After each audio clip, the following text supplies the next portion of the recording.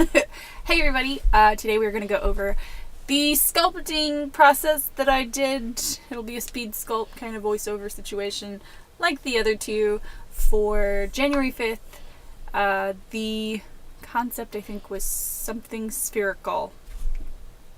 I don't know, I just kind of winged it like I did everything.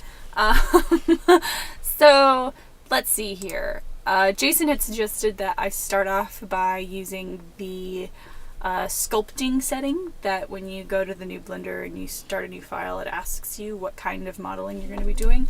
So I started with that, and yeah, I didn't really enjoy it. I was like, okay, well, if I'm going to do this, I'm going to have to sculpt out these balloons separately, and then I was like, nah, let's just do the skirt first, and then I was like, this is fucking stupid, and I went back to the way that I am used to modeling, where I model with polygons first, try to do it with a square, and then I was like, that's stupid, let's start with a circle instead, that makes more sense.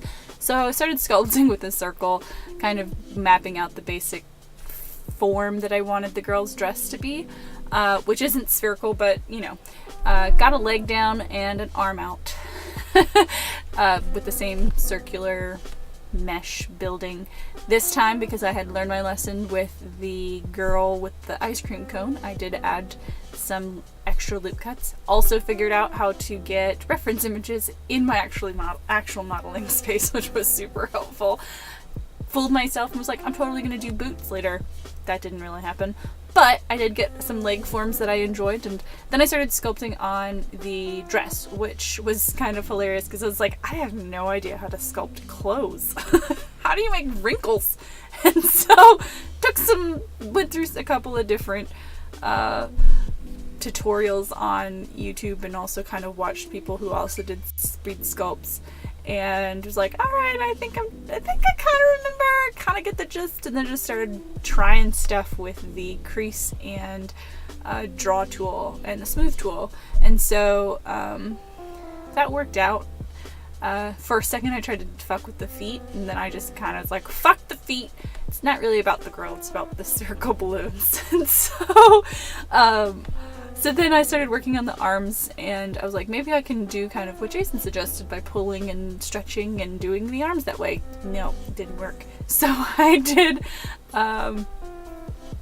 end up just using circles again to build out the arms. And then I started working on the balloons, which was super fun. I just love the UV sphere a lot. Like, I just love using that.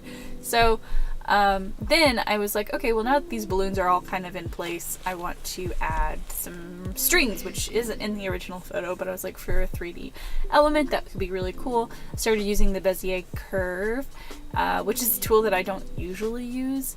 Also got kind of really distracted with getting the little crease in the arm. Doesn't look very good. It actually ended up looking pretty horribly.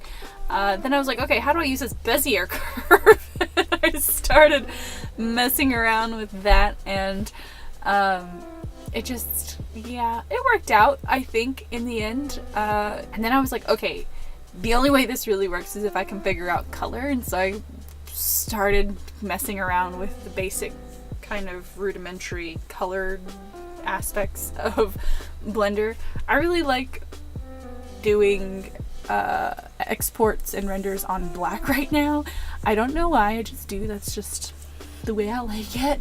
So I thought it would really make the colors pop as well. So went in and just kind of had some fun with the lighting. Actually, 3D lighting is super duper fun for me. I used to be a gaffer, so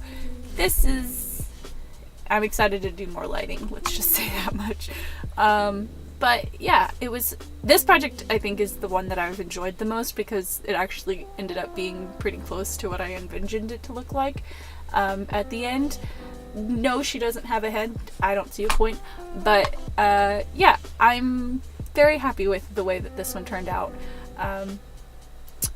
I'd love to know if anyone has suggestions on better ways to use that Bezier curve, but yeah, it was a fun little thing.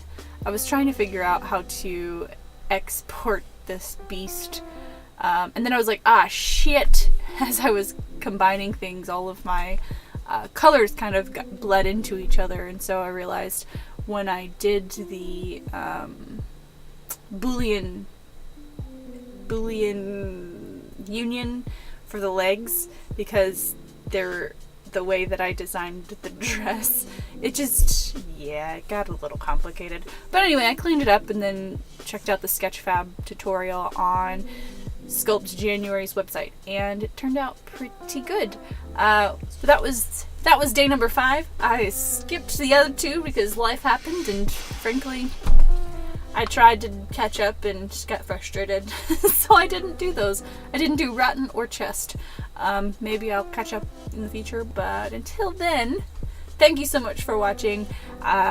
Give it a thumbs up if you liked it. Give it a thumbs down if you didn't. If you don't give a shit, then you don't give a shit, and that's totally fine. Would appreciate it if you subscribed. If not, that's cool too. Otherwise, check out our website at indiemutt.com to see what other fun things we're doing inside the world of Indie Mutt.